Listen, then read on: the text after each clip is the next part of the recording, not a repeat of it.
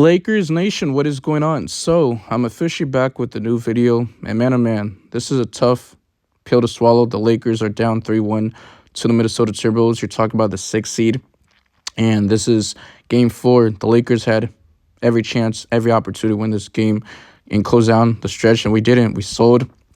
Looks like the season is over, but the Lakers are back home. We have to win 2 straight games, and I'm pretty sure you go back to Minnesota to close out Game 7, but is it possible? Sure. Is it likely? Maybe. But looks like it's probably not going to happen. I know LeBron James came back down 3-1, but you're asking a lot for a guy who's in year 22, who's age 40, a night out to, do this every single night. I mean, this game, he had, 27 points in the first 3 quarters, but guess what? In the fourth quarter, he had 0 points, which he did set the tone early in the first quarter. Luka Doncic did set the tone early in the first quarter, which he likes to do after having like a bug or a flu in Game 3. Shams Charania did report earlier this morning, that he got some rest Saturday, so he was fully healthy, but he had 38 points. Now, I do want to show you the box scores. So the Lakers lost by 3 points, 116 to 113. And why did Austin Reeves have to take the last shot? I mean, he struggled. This series has been terrible, and he just doesn't handle ball pressure well. Every time he gets the ball, they just play good defense on him, 94, 95 feet. But he had 17 points, 7 rebounds, 4 assists, 1 steal, 2 blocks, 35 minutes. Riyad Shamour was the X factor in this game, so shout out to him.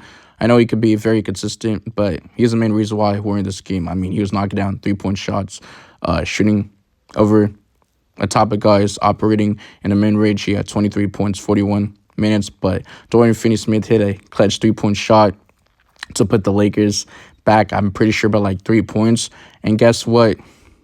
The Lakers give up and one layup to Jaden McDaniels, right? Because I'm pretty sure Austin Reeves was guarding him. Like, why did he have to foul? At least let him get the layup, not foul. But the most disappointing thing was the Minnesota Timberwolves challenged the call when LeBron James was guarding Anthony Edwards. By the way, he had 43 points in this game, but I do digress.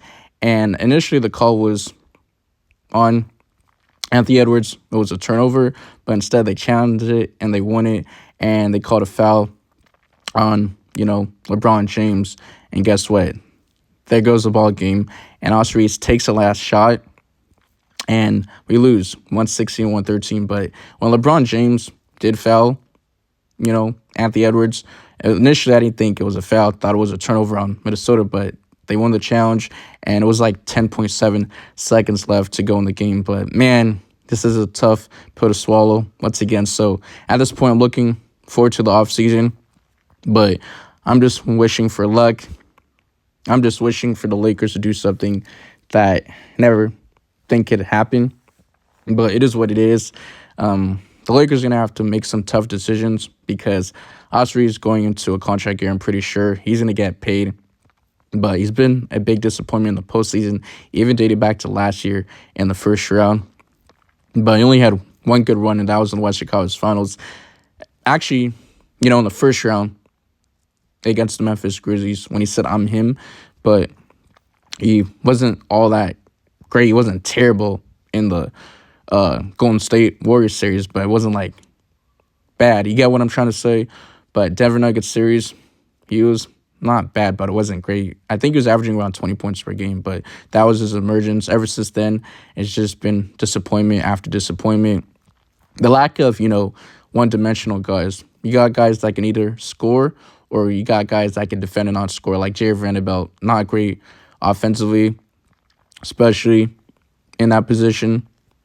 Obviously, he can help offensively in other ways, like live ball turnovers, diving through loose balls, getting second chance points, offensive rebounds, but not in the traditional route where he could score. You get what I'm trying to say? But you're talking about a defensive minutes. He only played 7 minutes. I mean, that's not enough minutes. Gabe Vincent didn't score. Our bench was just terrible. I'm pretty sure if I had to bet, the Lakers' bench points were like 3. Unacceptable. Our bench hasn't been all that great this season. Dorian Finney-Smith, he had 6 points. Jackson Hayes, he could barely play that much minutes, 4 minutes, 2 points, but like What other options are there? Because at this point, the Lakers have to go small ball. I mean, that's the best way for the Lakers to win. But either win or you die by the small ball. And if we're not hitting our shots, we're going to lose. But, man, Jackson Hayes is just not it. He's too frail. He's too skinny, soaking wet. Weighs about 220 pounds, is 7 feet tall for nothing. Can only catch alley-oops and dunks. Not the greatest rebounder for a guy who's 7 feet tall, which is actually insane. Not the greatest rim protector. Yes, he can block shots here and there, but he's not this great defender. And the Lakers just really don't have the size to punish, Julius Randle, Rudy Gobert, and Naz Reid in the paint. That's why I had my concerns going into the series. Even after Game 1, the Lakers lost. We did win Game 2. LeBron James, Luka Doncic did set the tone early. I'm pretty sure in the first quarter, we had a big lead. It was like 34-15, but ever since then, the Lakers controlled the tempo. And the closest that I ever got into this game, Game 2, it was 9, but the Lakers still able to win that game. But, man, if I had to pick what is the most disappointing game out of, the playoffs, is this game, Game 4, because we controlled the game. We had it in the bag. And guess what? I'm going to show you the stats. Anthony Edwards, he's him. He's that guy. He's one of my favorite players in the league, but respect to him. He had 43 points, 9 rebounds, 6 assists. Julius Randle, which is odd. He doesn't really show up in the playoffs, but he was just a mismatch. Obviously, he was guarding LeBron James, but still, he dropped 25 points, 7 rebounds. Jaden McDaniels, he had 16 points, 11 rebounds. Last game, I'm pretty sure he had 30 points. Game 1, he had 25 points, but let's just be honest. They were just shooting the lights out from the three-point line. Donte DiVincenzo off the bench, he had 8. Naz Reid, he had 12. Rudy Gobert continues to be trash. He had 5 points, 10 rebounds, which was huge for him. But Mike Conley did struggle. He had 2 points. So what can I say? I'm just thinking off topic, a lot of off of my mind. But I'm so sorry, like I said, if this video out of order. Let me know in the comment section, how do you guys feel about this loss? What do you think the Lakers should have done better? Do you think they should have played more Jackson Hayes, Gabe Vincent? Because why would you have Austin Reeves or Rui Hachimura? Like, I would have put at least Jordan Goodwin or at least Jared Vanderbilt, at least to close out the game. At least all defense, because, man, the Lakers cannot defend. And if the guys are not hitting shots, it's going to be very tough. And if the guys are not defending, we're going to lose. I mean, we just couldn't close out the game. Poor execution, turnovers after turnover. I mean, LeBron James had a turnover in this game. In the fourth quarter, man, just sold. LeBron sold. Luka sold. I mean, he did get fouled from the three-point line. Pretty sure it was contested. It was on Anthony Edwards, I believe, or Julius Randle. And, yeah, man. But I have a lot to say. Like I said, I'm looking forward to the offseason. The Lakers need to get some size. We need some athleticism out on the perimeter because Rui Hachimura is just too inconsistent. You just never know when he's going to show up. Yes, he had this masterclass. He was the X factor for this game, and he was the main reason why we're just so close. But you just never know when he's going to show up. One night he might drop 20 points. Next night he might drop 5 or 10 points. So just inconsistencies. Austin Reeves, he had like 17 points in the game, but first half he did struggle. Second half he did pick it up. So we need somebody that we can rely on because you're talking about a guy who's in year 22, LeBron James, and that's just a lot more pressure for him. And also, you're talking about Luka's just been banged up and stuff like that, going through sickness and flu. And he was dealing with like ankle sprains and stuff like that throughout the season, right?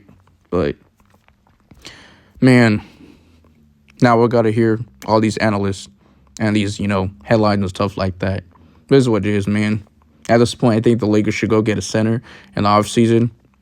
I mean, Naz Reid is more of like a power forward, but he's 6'9". He's a guy that's just going to, stretch out. I mean, he could go inside the paint too, but don't get me wrong. There's some free agents. Clint Capella, I'm pretty sure. Miles Turner. It's going to be very interesting to see. Or the Lakers can, trade for a big.